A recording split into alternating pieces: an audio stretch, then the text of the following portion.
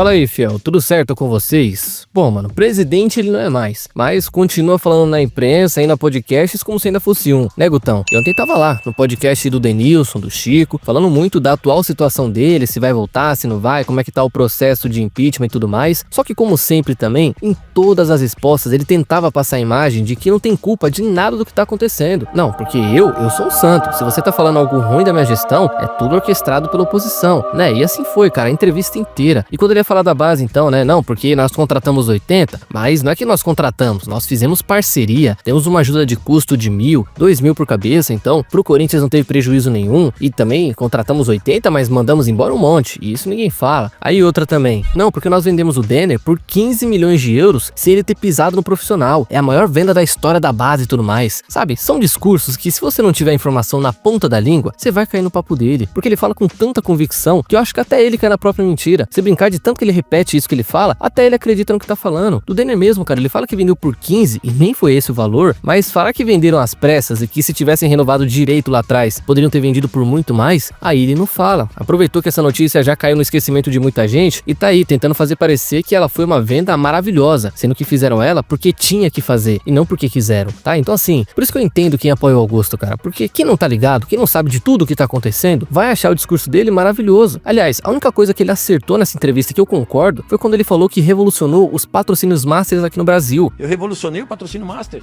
Né, e nisso ele tem razão. Quando o assunto é negociar contrato, vai de bet, televisão, Libre e LFU, ele sempre foi muito bem. Tanto é que se ele fosse o presidente hoje e não tivesse rolado o escândalo da Vai de Bet, claro, eu aceitaria ele de boa no cargo, cara. Mesmo que ele tivesse esses erros aí, esses defeitos, daria pra relevar. Agora, por tudo que aconteceu, acontece e ainda vai acontecer, querer o Augusto de volta na presidência reflete mais o medo que você tem do futuro, de quem pode vir, do que uma idolatria de fato por ele. E no fim é isso, a gente bate, contesta o que ele fala, mas sabe também que tem coisa muito pior se ele sair. Bom, fiel, enquanto as negociações com o Igor Vinícius deram uma congelada sinistra, tá? Inclusive pela informação que eu dei ontem sobre o São Paulo não querer ceder ele de graça, enquanto o Corinthians também não quer pagar pra ter um jogador que daqui a algumas semanas já vai poder assinar um pré-contrato. Enfim, em meio a essa indefinição que pode estar caminhando pra melar o negócio, diz o Samir Carvalho, que brilha muito nesses momentos de janela de transferência, por sinal, né? Que o lateral Joaquim Garcia, do Vélez da Argentina, teria sido oferecido ao clube nessa última semana. Ele, que é um jogador jovem, de apenas 23 anos, teria sido oferecido por empréstimo com opção de compra pelo staff do jogador. Então não foi o Corinthians que foi atrás, eles que vieram atrás da gente. Por outro lado, mesmo sendo uma grande promessa na Argentina, tendo até participado da seleção olímpica no ano passado, ele tá praticamente o ano inteiro se recuperando de uma fratura no tornozelo. O cara não joga desde o final de janeiro, passou por uma cirurgia, parece que tá recuperado, só que mesmo assim, se ele realmente foi oferecido, não é como se a gente também pudesse se importar com detalhes como esse, de que não joga há tantos meses, não tá bem, não tá numa fase boa. Até porque também o mercado de lateral direito, até mundialmente falando, não é só aqui no Brasil, tá muito fraco. A gente tá especulando Igor Vinícius, cara. A gente tá negociando com um cara do nível dele. Então, pra ter um garoto da idade desse tal de Joaquim, com o potencial que ele tem, mesmo que seja por empréstimo, 6 meses que seja, com certeza vale a pena investigar. Dar um retorno no empresário do cara e ver até onde dá pra ir, cara. Lembrando que o contrato dele vai até o fim do ano que vem, falou? Mas aí, será que rola essa negociação ou nada a ver? É só sonho do Samir? Comenta aí.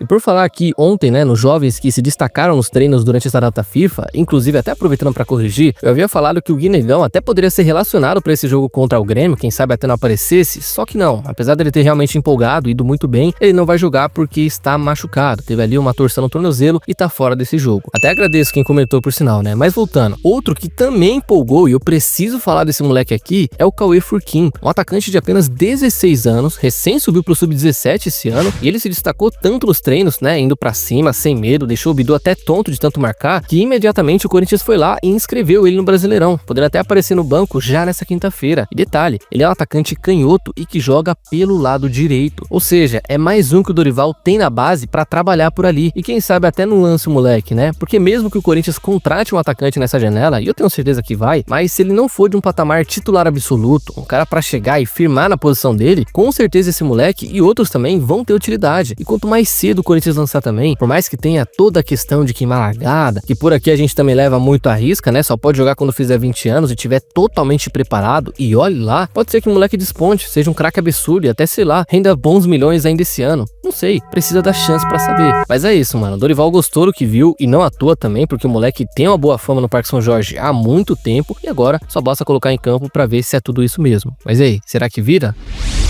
Bom, e assunto sério de novo aqui, tá, fiel? Nessa semana, o Fabinho Soldado deu uma declaração ali sobre as possíveis saídas dessa janela, especulações, especialmente dos mais cotados até então, como o Yuri, o Memphis, o Garro e o Bidon, dizendo ali, cara, que pelo menos no momento não chegou nada. Tranquilizou a torcida, a imprensa, dizendo que ele sabe que vai chegar, tudo bem, mas que até agora são apenas especulações. Por outro lado, e aqui fica mais sério, pode parecer que não, mas internamente a saída que a diretoria mais teme no momento é justamente a do Garro. E no caso dele, por dois motivos.